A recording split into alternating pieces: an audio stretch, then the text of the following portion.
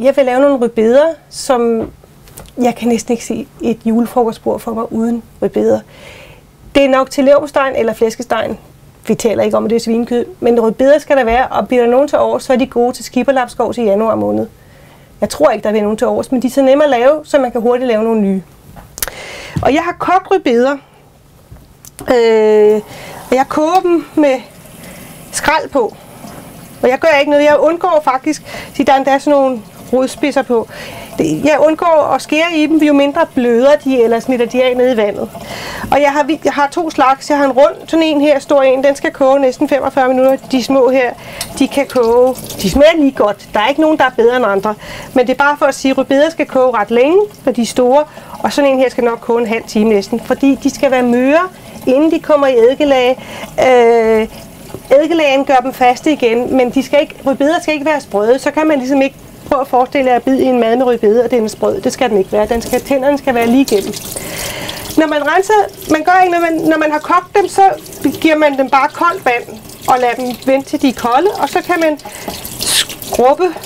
skubbe hedder det, skindet af med fingrene sådan her, og man kan da skubbe den ren her i enden. Og så er den sådan set forberedt. Så når jeg skærer, så fjerner jeg lige den sidste tut her. Der skal salt i vandet, når man koger rødbeder, synes jeg rigtig meget endda. Ligesom til kartofler. Det sådan kedelige jordsmag ved rødbeder bliver pludselig raffineret sammen med salt. Og jeg har valgt plastikbrættet, fordi jeg synes, altså det trænger lidt ned i træet, sådan noget rødbedesaft. Det kan vaskes af igen, men hvis man nu har et plastikbræt, så er det nemmere. Jeg duber lige det værste røde vand af her. Og så har jeg ellers et syltetøjsglas klar. Det var det, jeg sagde, jeg ville lige fjerne de der ender. Og så skærer jeg skiver. Se, nu trillede den alligevel ud på bordet.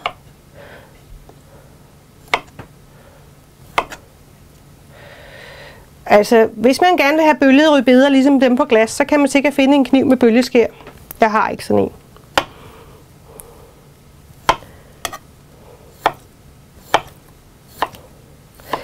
Og de skal bare være sådan 3-4 mm tykke.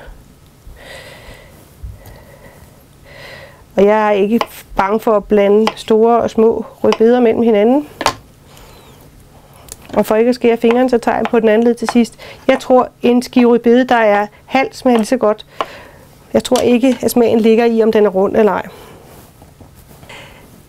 Der skal selvfølgelig også være plads til lagen.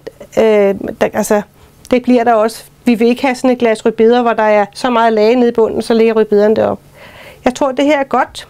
Og så skal vi koge lagen. Jeg skal lige skylle fingrene først.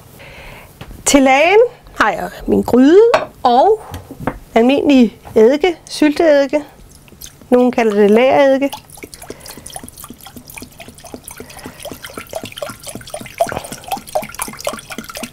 Det lyder som snaps næsten. Og så putter jeg krydderier i. Jeg tager lidt peberkorn. Jeg kan godt lide krydrede rødbeder.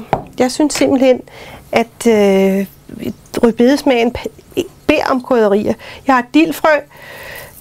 Tidligere om efteråret, når rødbederne lige bliver høstet, så kan man få dildskærme, man kan putte i. Jeg har dildfrø, som jo er frøene pillet af dildskærme. Og så har jeg allehåndefrø, og det er hele krydderier, jeg bruger. De skal bare være i lagen, man skal ikke sådan spise dem. Og 1 eller 2 nilker, hele nilker.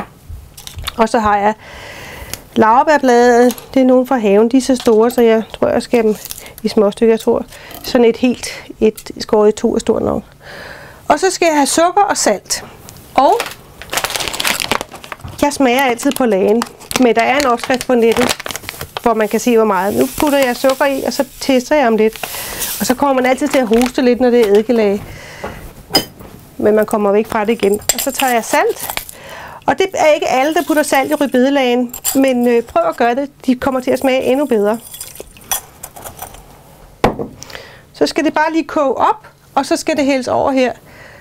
Og så plejer jeg at putte lidt hvidløg og peberrod ned i. Det kan man udlade, men jeg synes, det smager rigtig godt. Nu har lagen kogt her, og jeg tror ikke, jeg fik sagt inden, jeg puttede også lidt timian i. men den er bare kogt sammen.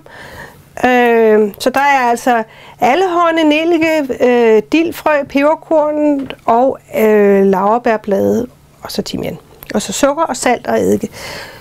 Og så var det, jeg sagde det der med, at man skal smage på den. Det har jeg gjort inden. Nu gør jeg det en gang til her, mens vi ser.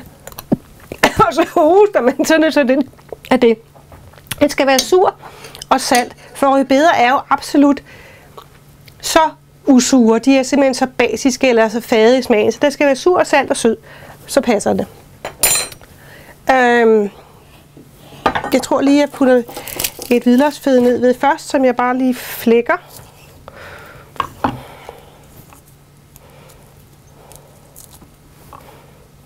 Og det skal man jo ikke spise. Det kommer bare til at give smag ud i lagen. Og jeg putter lidt peberrod i. Dels giver det smag, og dels konserverer det. Nu er det sådan, at ting med eddike og sukker og salt, de konserverer næsten sig selv. Men det giver god smag til dem. Og så øser jeg ellers lagen her henover. Det kunne man sikkert godt hælde, hvis man havde en god frihånd. Det har jeg ikke. Jeg er god til at spille.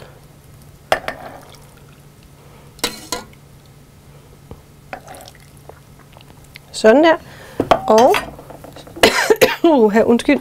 Jeg tror, jeg finfisker lige lidt og lægger ned ved det, ser det fint ud. Og dels kan det godt give lidt krydderi til rødbederne, mens de trækker.